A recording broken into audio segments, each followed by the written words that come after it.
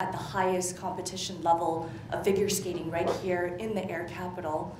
We were so excited to have the opportunity to host the national championship.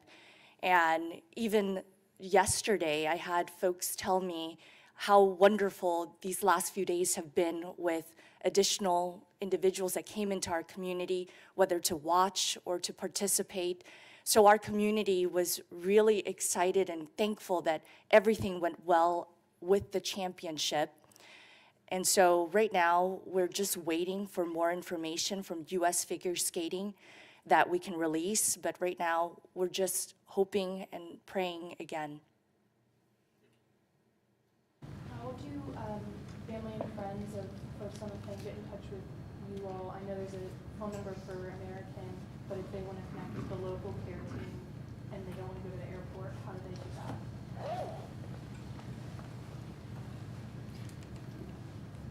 They can reach out to the airport administration building. Is there a phone number or anything? I'm going to look that up because all of a sudden sleep deprivation kicked in and my mind went blank on the phone number, but let me respond back to you in just a second. Should affected families be coming to the airport, or are you urging them to stay at home?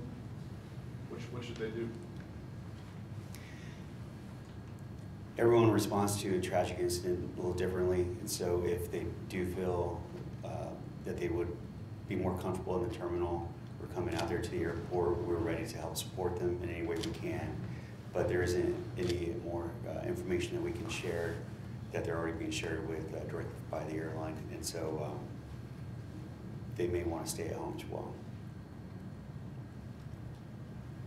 Jesse, would you mind repeating this into the microphone? But that number that families can call is 316-946-4700. 4700 is the airport administration building.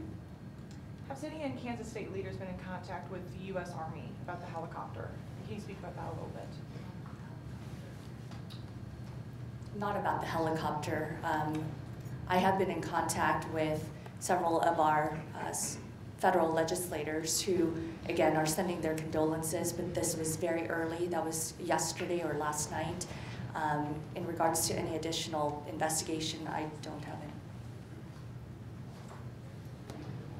Last evening, Senator Moran was in contact with the U.S. Department of Defense officials regarding your question, but also NTSB leadership, the CEO of American Airlines, and U.S. Department of Transportation leadership as well. How closely will you all, Representative Extus and Senator Moran, work with the NTSB and the FAA to kind of stay abreast of getting to the bottom of what happened? Well, obviously, there's a lot of information to gather around this process in terms of the flight plans and the incidents, what's happened, as well as what they discover through the recovery efforts. It's going to take some time, I know, for NTSB and the investigation team to go through that process, and so there'll be probably some slow release of information as they discover it and work through that. And I know that's frustrating for all of us to actually wait and not have the answers at our fingertips. Obviously, we're reaching out from our office, and both of the senators were in D.C. at the press conference last night, working through that as well. As I mentioned, I spoke last night with the chairwoman of the National Transportation Safety Board, and so she's got a team there at DCA and working together that information. So we'll keep in constant contact as we try to go through that. Congressman, I assume you've been on this flight several times in the last year. Does it give you pause in terms of the amount of traffic? I know there's a lot of talk this morning about the amount of air traffic around Reagan National. Does this give you pause about that situation and how that's managed right now? No, this particular flight's been in process for over a year, in use for over a year now. Obviously, it's important for us as a community to have connections, have a direct flight, particularly one of the most commonly routes that's traveled to in Washington, D.C. Obviously, with the Reagan Airport situated there on a river right across from Washington, D.C., there are some twists and turns that pilots and planes have to make as they're coming in and out of that airport. So it does require skill of the pilot to work through that. I don't have any hesitation. I know the major runway there at Washington Reagan is I think it's the busiest in the country for any one runway. The flight last night was on the secondary runway through that process, which is a little bit shorter, which is more appropriate for a plane the size of the CRJ that was flying in there. So it's there's always going to be that process as they're whether they're coming from the south as it was last night or on the approach from the north. But I wouldn't hesitate to continue to fly in and out of Washington Reagan Airport, and including on this particular flight and with this particular plane. Thank you, sir. When can we expect more information on how many people on the flight were from Wichita? How many were figure skaters? And that's one of the frustrating things, I think, as we try to gather all this information. Obviously, there's a lot of concern about how families are going to grieve and find out, in some cases, find out the information. I know a lot of us in the community, myself and others, have been reached out by lots of friends around finding out whether we were on the plane or whether we knew of people that were on the plane through that process. I do know there's a time where we need to make sure that the families get the opportunity to be notified and the next of kin being allowed to know and being able to go through that process before we make that information public. So even though I'd like to be able to know that and know some of those answers to some of those questions, like how many people were from Wichita, how many people were from the Washington, D.C. area. It just unfortunately takes a little bit of time to gather all of that and make sure that the process is followed. And who's in charge of notifying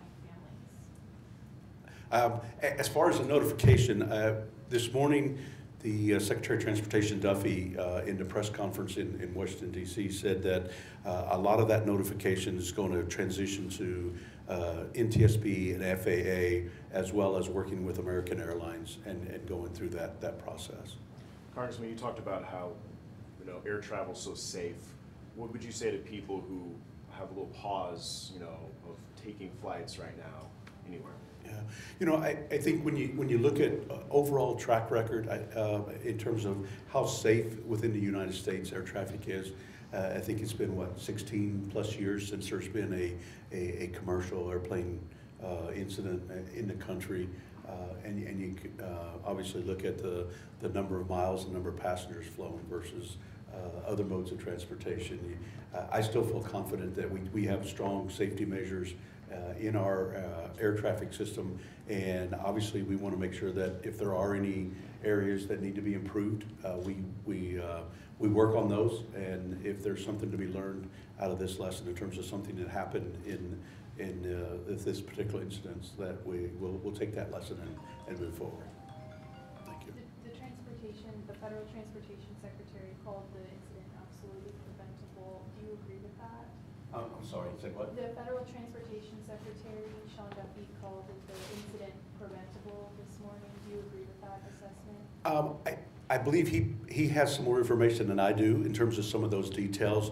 Obviously, when we look at what we've been able to see so far, we've kind of conceded some of the flight path of the Flight 5342, as well as the flight path of the helicopter.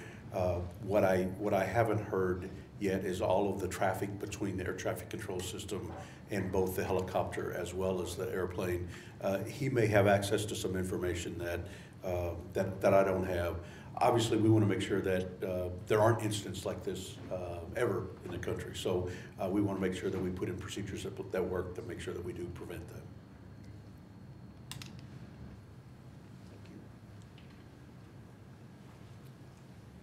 Thank you again, Congressman. On behalf of the Wichita City Council again, it was just a year ago that we started this flight. I was actually there alongside Councilmember Glasscock and Councilmember Johnson. It was January 8th, 2024. The first flight included Congressman Estes and Senator Moran, who took that first flight from Wichita to Washington, D.C. We were very honored to have gotten that flight and continue to advocate for those nonstop flights out of our community. So again, this is a true tragedy, and one that this council and myself want all of our community members to know that our hearts are heavy.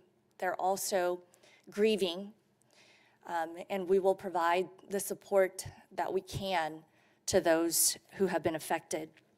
I want to say thank you, though, to several people who showed up last night and prayed over this council and those who are grieving. Pastor Bob Beckler, Pastor Ben Staley, and Rabbi Greenberg, who also showed up last night. I also want to thank the care team that is continuing to be at the airport there for families affected, as well as crew members affected and staff members affected. And I want to say thank you to City Manager Layton and his staff for gathering us all this morning and allowing us to also have a community-wide prayer in the council chambers here at City Hall at noon. Again, we will continue to keep the community updated as we have confirmed information. And we invite all of you to come to the community-wide prayer, and we welcome anyone to join us. Tragedies like this remind us that we are one community. Whether a Wichitan, a Kansan, or an American, we are one community. And in times of struggle, we do come together in grief and sadness to lift one another. Wichita is stronger because we are together. Once again, we offer our deepest condolences to all the individuals whose lives were lost and to the families who are grieving. Thank you.